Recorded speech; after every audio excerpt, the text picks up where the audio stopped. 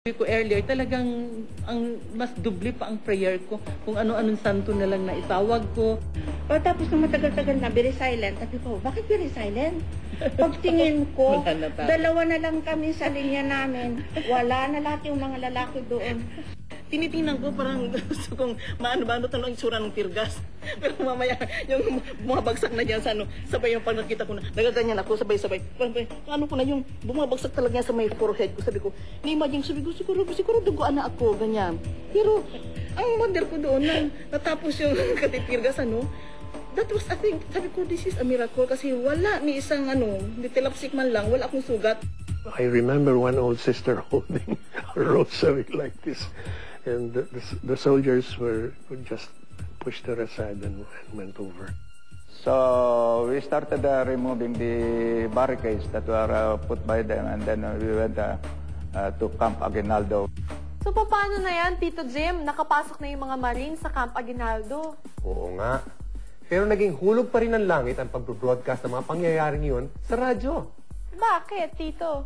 Kasi noong mga sandaling yun, habang idinidisperse ng mga sundalo yung mga madre at pari, may nakikinig na isang colonel ng Philippine Air Force whom practically no one had heard of. My first thought was, I spoke with my wife. And I said, I think I'm going to help these people. And I gathered my pilots in the briefing room. And I said, the situation is this. And I said, it is a great honor to die for one's country. I said, and now is the opportunity. If you want to join me, I said, stay. Those who want to leave your rifle and go.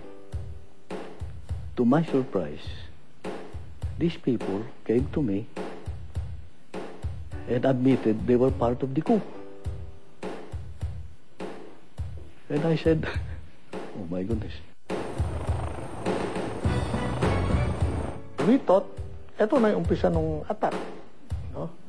So, in that office of General Ramos, merong isang pare, nagbigay na nung last sacrament, yung extreme unction. No? And I recall yung driver ni General Ramos, katabi ko, he was crying. No? Siguro sa isip niya, naisip ko rin, ito na yung last hour namin.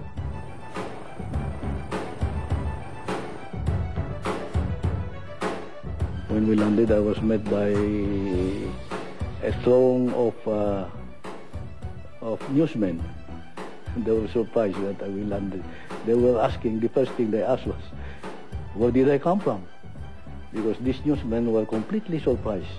But all of a sudden, biglang nagsigawan yung because the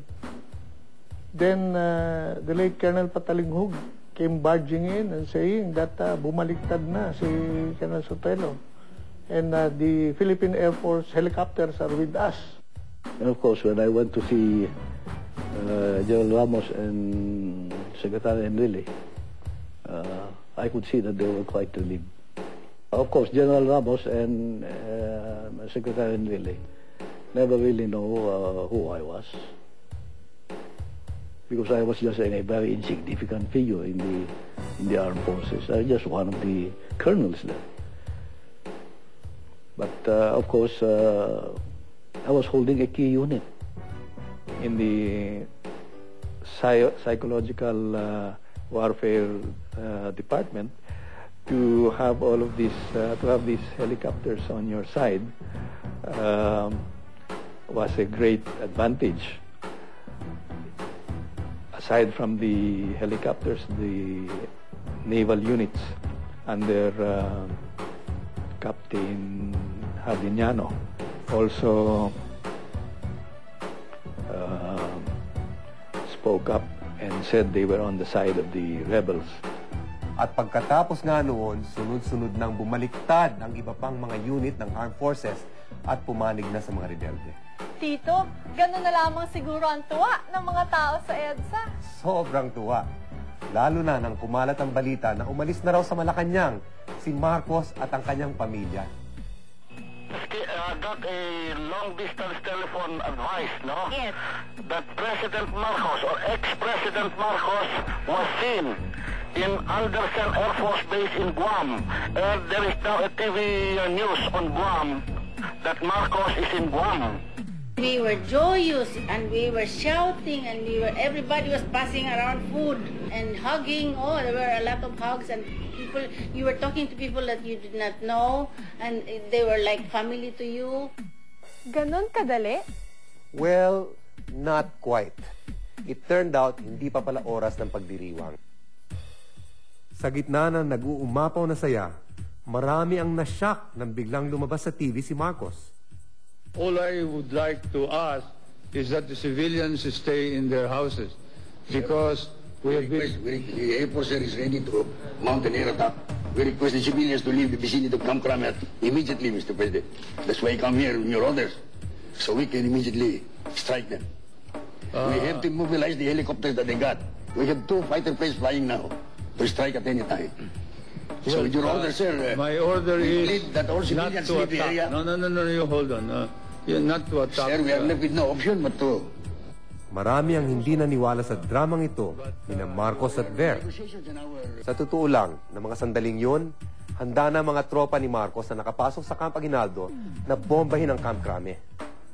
7:30 in the morning, my troops were already positioned inside the Camp Aguinaldo. 1 battalion was occupying the officers' area, while the other battalion was occupying the Aguinaldo Golf Club.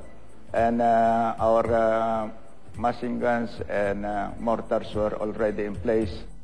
Pero ang mga sumunod na pangyayari ay taliwas sa inaasahan ni na Marcos at General Ver. The first order came at around 9 o'clock in the morning from General Ramos. And the order came like this: Balbas, I want you to fire your cannons and your report for compliance.